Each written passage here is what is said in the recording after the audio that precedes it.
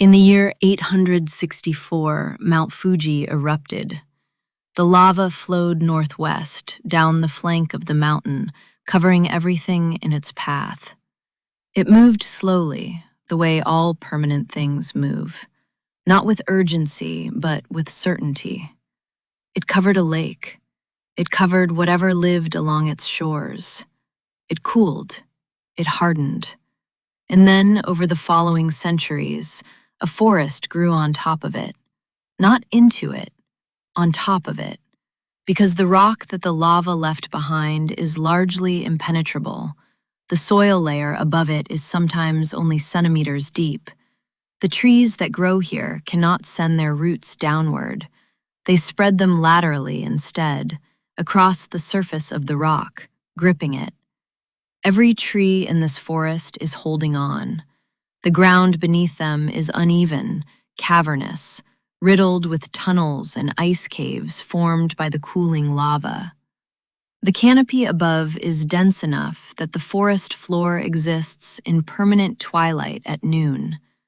And the lava is porous. It absorbs sound.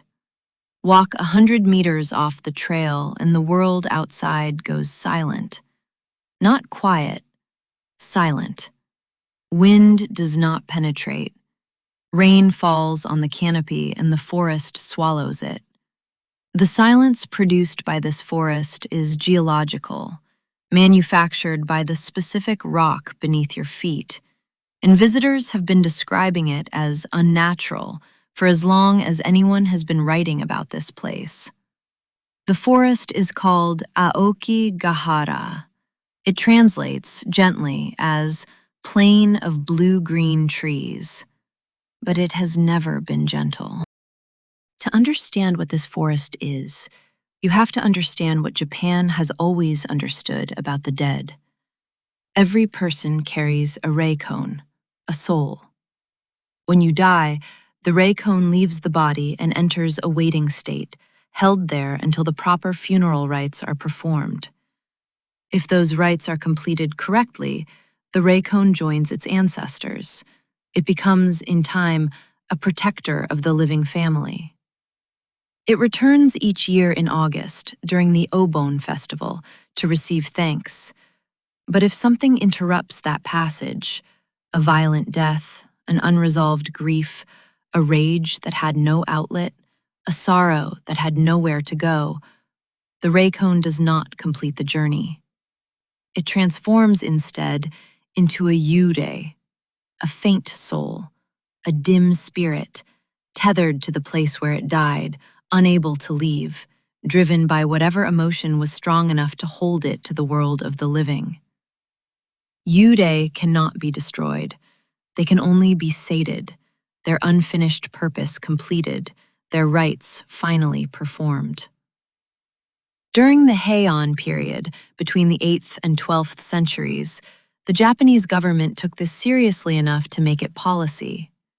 Vengeful spirits, gorei, were thought to cause earthquakes, plagues, crop failures. Official rituals were performed to posthumously raise the dead in rank and title, not as ceremony, as strategy. Because the tradition held that the power of a Yūrei was proportional to the injustice of the death, and inversely proportional to the status held in life. The lower your rank when you died, the more dangerous you became afterward.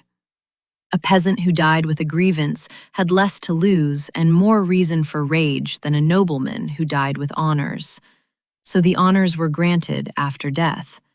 Posthumous titles, rank restored or invented, shrines built for specific spirits.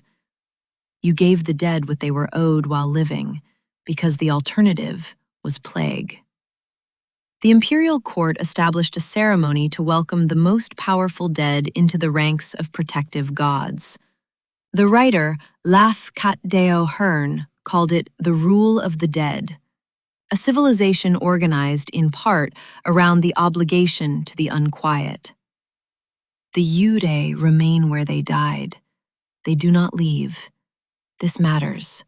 Remember it.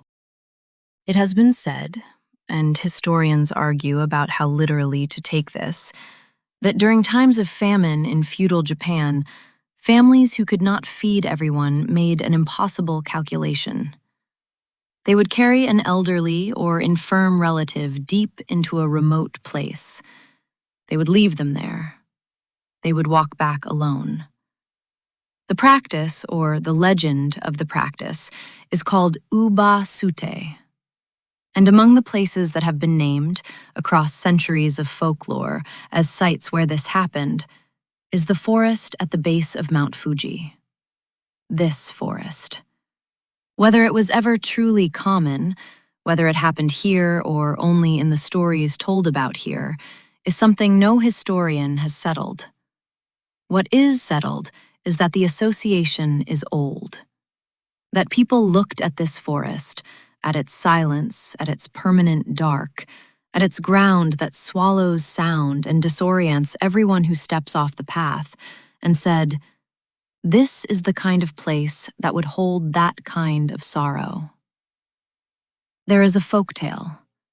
A son carries his mother up into the wilderness to leave her. On the way, she reaches out as he walks and snaps twigs, scattering them behind them. He asks her why.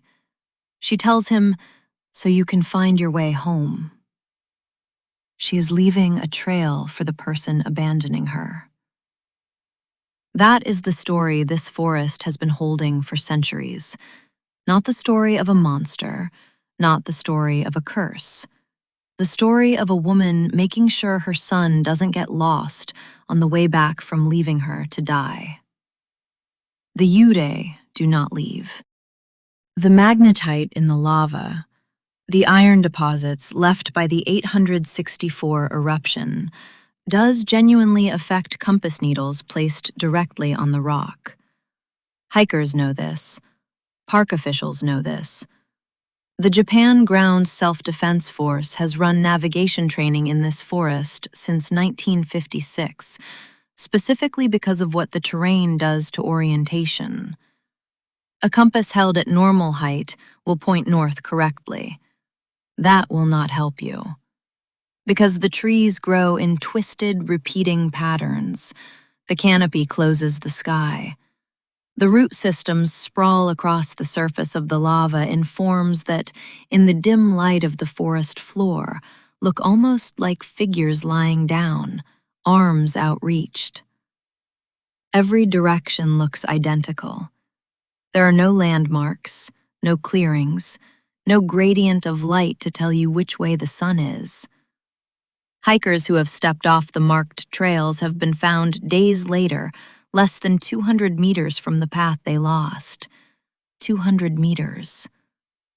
When rescue workers go in after them, when anyone goes into the interior for any reason, they tie a ribbon to a tree at the edge of the trail before they enter. A single ribbon attached at the threshold so they can find their way back out again. Not a rope to follow, not a GPS marker. A ribbon on a tree. The same solution you might use in a maze. The forest does not need the compass to fail. It simply needs you to take one wrong turn in a place where every turn looks the same. Then the silence closes in. Then the roots are all around you, the trees repeating in every direction, the light not changing because it was never enough light to begin with. The geological explanation accounts for everything. The silence is the lava. The disorientation is the visual uniformity and the iron in the rock. The feeling that the forest is holding on to whatever enters it is topology, not supernatural. The explanation does not make it less true. You may know this forest by a different name than the one we've been using. The suicide forest. A name that came later, much later than the geology, much later than the famine legends, much later than the centuries of stories about what happens to the dead who die here without their rites completed. That name is real. What it refers to is real, People have come to this forest in the deepest kind of despair, and some of them have not come back. And that is a weight this place carries now, alongside everything it carried before. We're not going to walk you through it.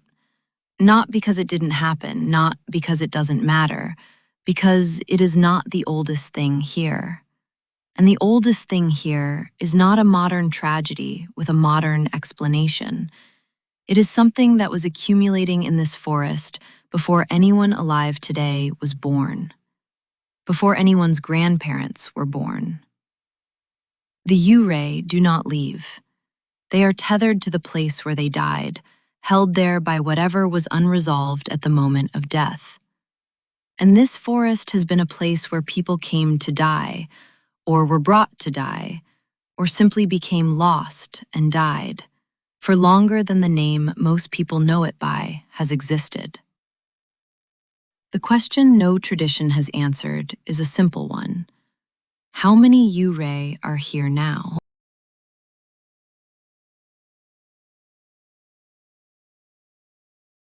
In Japanese belief, the strength of a Yūrei is proportional to the intensity of what it carried at the moment of death.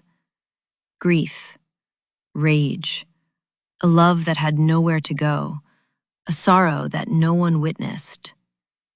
The Uba Sute dead, if they came here, if the stories are true, would have died of exposure in the cold and the dark, in a silence that the lava made absolute.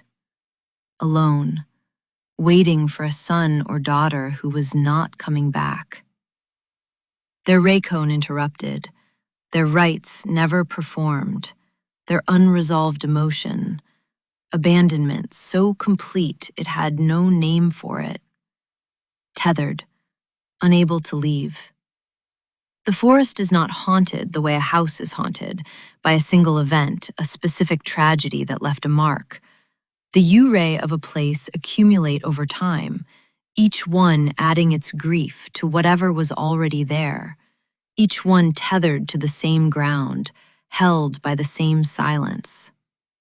Folklorist Yana Jita Kunio wrote that the Japanese people grow up simmering in a pot of ghost lore and culture until it seeps down to the bones, what he called involuntary tradition. Whether they believe in the Yūrei personally is almost beside the point. The tradition is inside them before they decide whether to believe it. And the tradition says, this forest is full. It has been filling since the lava cooled. It will be full long after the last person who visits it is gone. Aokigahara is also, genuinely, one of the most beautiful forests in Japan. The moss carpets everything, the roots, the lava outcroppings, the floor of the ice caves, in a deep, luminous green that seems almost to generate its own light. The canopy filters what reaches the ground into something dim and ancient, the light of a place that hasn't fully decided whether it belongs to the living world. The caves beneath the forest stay frozen year-round, ice persisting in summer because the lava insulates it from above. Japanese mink live here, wild boar, Asian black bears, species rare in the populated lowlands because this forest remains, in its interior, largely undisturbed. It is a living place. It insists on being a living place. And yet, the silence is still absolute 60 meters off the trail. The roots still sprawl across the lava in shapes the low light makes ambiguous. The compass needle still stutters if you set it on the rock. And somewhere in the interior, past the marked paths, past the trail ribbons the rangers have tied to trees, the forest continues, dense and identical and dark in all directions. The Yūrei, in Japanese tradition, do not move on until someone resolves what they left unfinished. No one has gone in to do that. In a forest in France, southwest of Paris, there is a tradition so old its origins are not recorded, only its presence. A sound that moves through the Fontainebleau forest in darkness. Not an animal, not wind.